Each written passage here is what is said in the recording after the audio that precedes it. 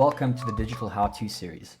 Today I'm going to run through how you can use filters within Google Analytics to narrow down your data and answer specific questions. Filters can be used within any report in Google Analytics. Fairly simple to use.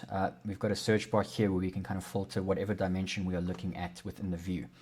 At the moment, I'm looking at all pages across the website. I might want to segment this down into sign-ins only and get an idea of how many people are using that page, in which case I would filter down to sign in, and that will then filter that data down to only the sign-in page, give us the trends over time, and give us top-level information about sign-in.